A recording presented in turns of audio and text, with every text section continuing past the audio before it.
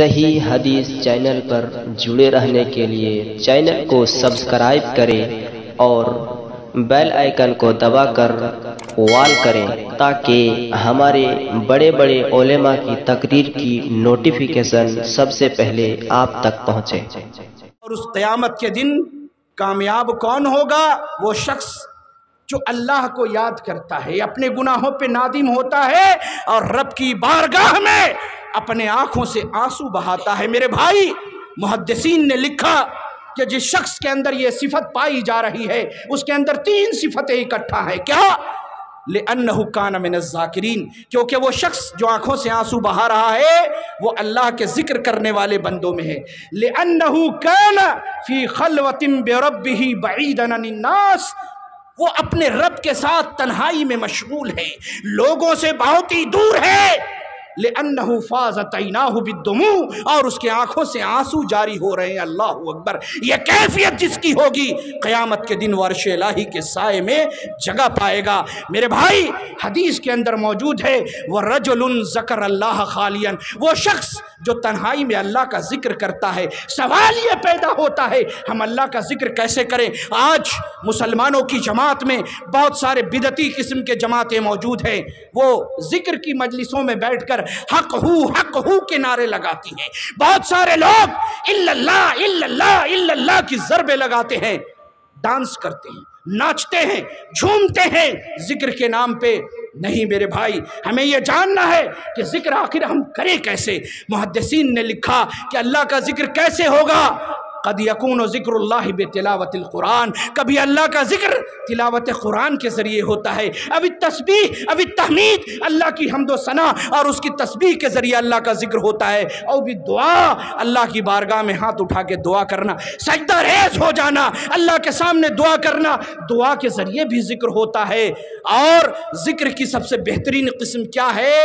او بے تذکر الذنوب والتوبۃ الی اللہ منہا، اپنے گناہوں کو یاد کر کے اس پہ نادم ہو کر کے رب کی بارگاہ میں توبہ کرنے کے ذریعے جو ذکر ہوتا ہے وہ سب سے بہترین ذکر ہوتا ہے۔ قرآن کریم میں اللہ رب العزت نے فرمایا والذین اذا فعلوا فاحشۃ، میرے نیک بندے وہ ہیں کہ جب ان سے کوئی گناہ ہو جاتا ہے، والذین اذا فعلوا فاحشۃ او ظلموا انفسهم، یا جب وہ اپنے نفس پر کوئی ظلم کر بیٹھتے ہیں، ذکر اللہ، فوراً اللہ کا ذکر کرتے ہیں، فاستغفروا لذنوبہم، اور اپنے گناہوں کی معافی اللہ کی بارگاہ میں طلب کرتے ہیں۔ انہیں معلوم ہوتا ہے ومن یغفر الذنوب الا اللہ، کہ اللہ کے علاوہ ان کے گناہوں کو کوئی نہیں بخشنے والا، ولم یصروا علی ما فعلوا وهم یعلمون، اور جان بوجھ کر کسی گناہ پہ ڈٹے نہیں رہتے۔ یہ اللہ کے بندوں کی صفت ہے، ہم جان بوجھ کر گناہوں پہ ڈٹے رہتے ہیں، جس گناہ کو کر رہے ہیں دھڑلے سے کرتے ہیں۔ آپ جانتے ہیں نبی صلی اللہ علیہ وسلم نے فرمایا کل امتی معافن، میرے امت کا ہر شخص قابل معافی ہے، الا المجاہرون، سوائے اس کے جو کھلم کھلا اعلانیہ گناہ کرتا ہے۔ جو اعلانیہ گناہ کرے اس کی معافی نہیں ہے۔ تو میرے بھائی، ہمیں یہ چاہیے کہ ہم اللہ رب العزت کی بارگاہ میں اپنے آنسو کو بہائیں، اللہ رب العزت کی بارگاہ میں اپنے گناہوں پر نادم ہو اور اس کے بارگاہ میں آنسو بہائیں۔ میرے بھائی، آنسو کا بہانا، آنکھوں سے آنسو کا ٹپکنا اللہ رب العزت کو بہت ہی زیادہ پسند ہے۔ اللہ رب العزت نے سورہ بنی اسرائیل کے اندر یہ ذکر کیا ان لوگوں کے بارے میں کہ ان الذین اوتوا العلم من قبلہ، کہ اس سے پہلے جن لوگوں کو علم عطا کیا گیا تھا، اذا یتلی علیہم یخرون للاذقان سجدا، جب ان کے سامنے ہماری آیتیں پڑھی جاتی ہیں تو وہ سجدے میں منہ کے بل گر پڑتے ہیں، سجدے میں گر پڑتے ہیں جب اللہ کی آیتیں تلاوت کی جاتی ہیں۔ اور ہم اللہ کی آیتیں پڑھی جا رہی ہیں، ہوٹلوں میں جا کر کے کھانا کھا رہے ہیں۔ ہم میں سے کتنے لوگ اللہ کے دین کی مجلس کو چھوڑ کر یہاں وہاں آوارہ گردیاں کر رہے ہیں۔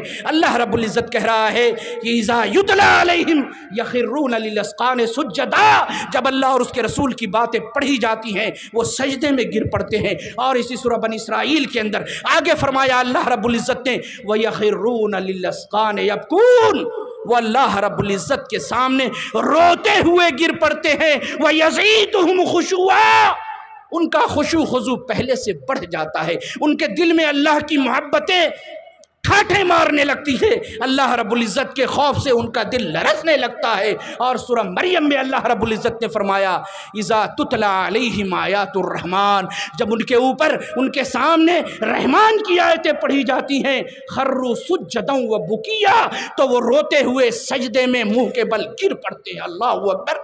میرے بھائی، جب انسان روتا ہے نا، رونا کئی طرح کا ہوتا ہے، یہ بھی جان جائیں۔ محدثین نے لکھا، علم کی بات ہے، کام کی باتیں ہیں، نہ کوئی چٹکلا ہے نہ کوئی کہانی ہے، جان کر کے جائیں۔ رونا کئی طرح کا ہوتا ہے، ایک ہوتا ہے بکاء الخوف، انسان ڈر کے مارے رونے لگتا ہے۔ ایک ہے بکاء الجزع والحزن مع ورود العلم، جب کوئی پریشانی یا تکلیف ہوتی ہے تو آدمی اس کی وجہ سے روتا ہے۔ اور ایک بکاء السرور والفرح، انسان خوشی کے مارے بھی روتا ہے۔ یہ رونے کی 3 قسم ہوئی، اور چوتھی قسم رونے کی کیا ہے؟ بکاء النفاق، آدمی منافق بن کے روتا ہے، آنکھ سے آنسو بہا رہا ہوتا ہے لیکن اس کے دل میں کچھ اور ہوتا ہے۔ لیکن اللہ کو جو رونا پسند ہے وہ کون ہے؟ بکاء من خشیت اللہ، اللہ کے خوف اور اس کی خشیت کی بنا پر جب رویا جائے، آنکھوں سے آنسو کو گرایا جائے، وہ رونا اللہ کو بہت پسند ہے۔ میرے بھائی، اللہ کے رسول صلی اللہ علیہ وسلم کی بہترین روایت، ترمذی کی صحیح حدیث، اللہ کے رسول صلی اللہ علیہ وسلم نے فرمایا، کیا ہی بہترین روایت ہے، فرمایا نبی صلی اللہ علیہ وسلم نے، لا یلج النار رجل بکا من خشیت اللہ حتی یعود اللبن فی الزرع، جو شخص اللہ کے خوف کی بنا پر اپنے گناہوں پہ نادم ہو کر کے اپنے آنکھوں سے آنسو بہائے، لا یلج النار رجل، وہ شخص کبھی بھی جہنم میں نہیں جا سکتا جو اللہ کے خوف سے روئے۔ لا یلج النار رجل بکا من خشیت اللہ حتی یعود اللبن فی الزرع، اور اللہ کی یاد میں رونے والے کا جہنم میں جانا ایسا ہی ناممکن ہے جس طریقے سے جانور کے تھن سے اگر دودھ نکال لیا جائے تو کیا وہ دودھ جانور کے تھن میں دوبارہ جا سکتا ہے؟ نہیں جا سکتا۔ جس طریقے سے دودھ کا تھنوں میں جانا ممکن نہیں، اسی طریقے سے اللہ کی یاد میں رونے والے شخص کا جہنم میں جانا ناممکن ہے۔ ہم اللہ سے دعا کرتے ہیں کہ اللہ تبارک و تعالی ہمیں بھی اپنے آنکھوں سے آنسو گرا کر کے، رب کو خوش کر کے، اپنے آپ کو جنت کا حقدار بنا کر جہنم سے بچنے کی اللہ ہمیں توفیق عنایت فرمائے، بولے آمین۔ میرے بھائی، اللہ کے رسول صلی اللہ علیہ وسلم کی ایک دوسری حدیث جو اسی مفہوم کی حدیث ہے، ترمذی کی روایت، اللہ کے رسول صلی اللہ علیہ وسلم نے فرمایا، لیس شیء احب الی اللہ من قطرتین، 2 قطرے، 2 بوند ایسے ہیں جو اللہ رب العزت کے نزدیک سب سے زیادہ محبوب ہیں۔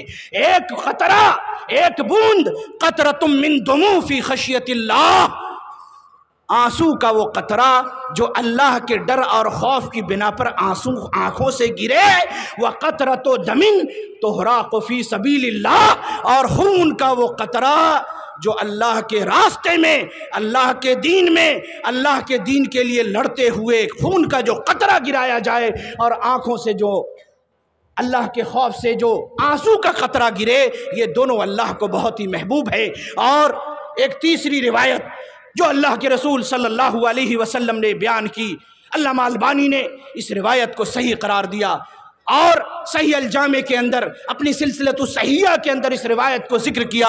نبی صلی اللہ علیہ وسلم فرما رہے ہیں، عینانی، 2 آنکھیں ایسی ہیں، لا تمسہم النار، کہ جن 2 آنکھوں کو جہنم کی آگ نہیں چھوئے گی۔ میرے بھائی، ان 2 آنکھوں کو جہنم کی آگ نہیں چھوئے گی۔ وہ پہلی آنکھ عین بکت من خشیت اللہ، وہ آنکھ جو اللہ کے خوف و خشیت کی بنا پر آنسو بہائے، وہ عین باتت تحرس فی سبیل اللہ، اور وہ آنکھ جو اللہ کے دین کے لیے لڑنے والوں کی پہرے داری میں جاگ کر کے گزر جائے، یہ دونوں آنکھیں جہنم میں نہیں جائیں گی۔ تو جب انسان اللہ کی بارگاہ میں آنکھوں سے آنسو گرائے گا، اس کی آنکھوں کو جہنم کے اوپر حرام قرار دے دیا گیا ہے، تو جب آنکھ جہنم میں نہیں جائے گی اس آنکھ والے کا وجود بھی جہنم میں نہیں جائے گا۔ ہم اللہ رب العزت سے یہ دعا گو ہیں کہ اللہ تبارک و تعالی ہمیں ان ذکر کی مجلسوں میں بیٹھ کر اپنے اعمال کو سنوارنے کی اللہ ہمیں توفیق عنایت فرمائے، ہمیں اس بات کی توفیق عنایت فرمائے کہ ہم ان مجلسوں میں، ان جلسوں میں مزے لینے کے لیے، بریانی کھانے کے لیے، میلے کی طرح گھومنے کے لیے، رشتہ داروں سے صرف ملنے کے لیے نہ جمع ہو بلکہ اپنی اصلاح کے لیے جمع ہو، اللہ اور اس کے رسول کی باتوں کو سن کر کے عمل کرنے کے لیے جمع ہو،